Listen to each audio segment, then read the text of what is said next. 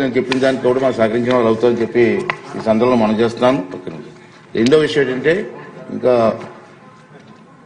కొంచెం టైం ఉంది కాబట్టి 10 o'clockకి నిన్న జరిగిన సంఘటన నాకు ఎందుకో బాధ అనిపించింది. ఆ బాధని సభలో వ్యక్తం చేయవలసిన అవసరం కూడా ఉందని చెప్పి నేను భావిస్తున్నాను. మీరందరూ తెలుసు, మన లోకేష్ గారు ఒక మాక్ అసెంబ్లీ అని చెప్పి రాష్ట్రం పెట్టాం. ఎందుకు పెట్టామంటే మినిస్టర్ గారి ఉద్దేశం ఏంటంటే, చంద్రబాబు నాయుడు గారి ఉద్దేశం ఏంటంటే, పిల్లల్లో కూడా అసెంబ్లీ అంటే ఏమిటి, అసెంబ్లీలో మన ప్రజాప్రతినిధి పనితీరు ఏంటి అని ఒక అవగాహన తీసుకురావాలని చెప్పి మంచి ఉద్దేశంతో పెట్టారు. బ్రహ్మాండంగా సక్సెస్ఫుల్ అయింది. మేము ఎన్నో రాష్ట్రాలు తిరిగాం. మధ్యని డిప్యూటీ స్పీకర్ గారు మేము లక్నో ఎన్ని తిరిగాం. అక్కడ కూడా బ్రహ్మాండం చేశారని వాళ్ళు కూడా మన ప్రశంసించారు. అయితే నిన్న సంఘటన గవర్నర్ గారి స్పీచ్ విషయంలో నాకైతే చాలా బాధ అనిపించిందండి. ఇది సభలో మాట్లాడితే ప్రజలకు కూడా వెళ్ళవలసిన అవసరం ఉందని నేను భావించాను. అందుకే చెప్తున్నాను, మీకు చెప్తాను. మన అందరం బాధ్యత గల ప్రజాప్రతినిధులు. ప్రజలు ఎంతో నమ్మకంతో మనకు ఓటేసి ఇక్కడ పంపించారు.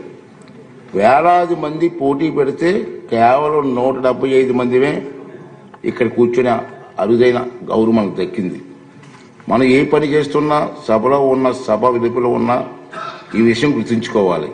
సభా గౌరవాన్ని పెంచకపోతే పర్వాలేదు, కానీ దిగజార్చే హక్కు మాత్రం మనకు లేదు అన్న విషయాన్ని ప్రతి ఒక్కరు గుర్తుంచుకోవాల్సినటువంటి అవసరం ఉంది. దురదృష్టవశాత్తు నిన్న మనం ఆహ్వానం మేరకు సభకు వచ్చేసిన గవర్నర్ గారు ప్రసంగిస్తుండగా మనం చూసిన దృశ్యాలు మనకు ఖచ్చితంగా తలవంపులు తెచ్చేవే. చాలా బాధ అనిపించింది.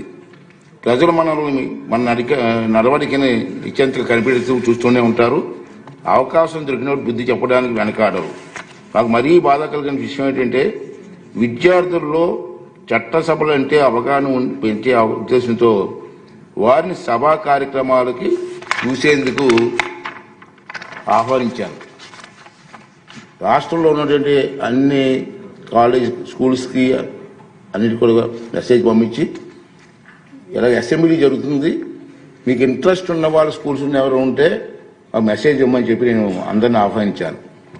ఆహ్వానిస్తే చాలామంది వచ్చారు.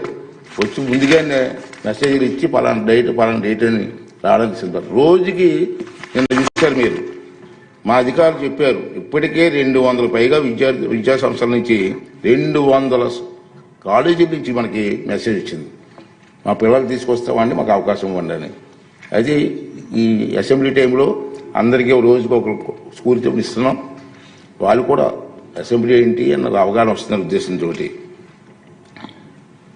మీకు తెలుసు, ఒక సదుద్దేశం ఏంటంటే, విద్యార్థులకు రాజకీయాలన్నా, చట్టసభలన్నా, ప్రజాప్రతినిధులన్నా సానుకూల అభిప్రాయం కలగాలన్న ఉద్దేశంతో వారిని ఆహ్వానించాను. కానీ మనం చేస్తున్నది ఏమిటి? గవర్నర్ గారి ప్రసంగాన్ని నినాదాలతో అడ్డుకొని కాగితాలు చింపి వెదజల్లని సభ్యుల ప్రవర్తన చూసి ఆ విద్యార్థులు ఏం నేర్చుకుంటారు? ఇది సూటిగా మనం మాట్లాడాల్సిన అవసరం ఉంది. మన గురించి వారు ఏమనుకుంటారు? ఈ ఆలోచన నన్ను కలసివేసింది. మన అందరం కూడా ఆత్మహత్య చేసుకోవాల్సిన అవసరం ఉంది.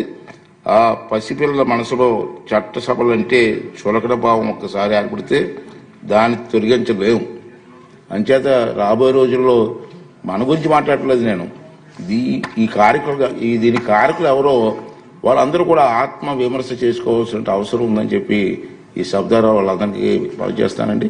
ఈ విషయం మీకు అందరి ముందు చెప్పాలని ఎందుకు బాధ అంటే, ఈవేళ ఈ విషయం మీ ముందుకు చెప్పాలనే ఉద్దేశంతో ఈ 4 మాటలు చెప్పడం జరిగిందండి. ఇప్పుడు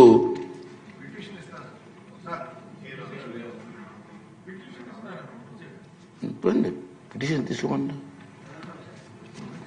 ఇప్పుడు క్వశ్చన్ అవర్ పూర్తయింది. 0 అవర్ స్టార్ట్ చేద్దామండి. డిప్యూటీ స్పీకర్ గారు.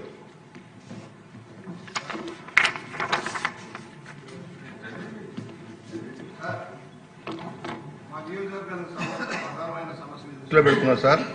ఏదైతే పంట పొలాలు కానీ మంచినీటి అవసరాలకు వెళ్ళే కాలువలన్నీ ఆక్రమణకు గురైపోతున్నాయి సార్. దాన్ని తీయటానికి అశ్రద్ధ వహిస్తా ఉన్నారు.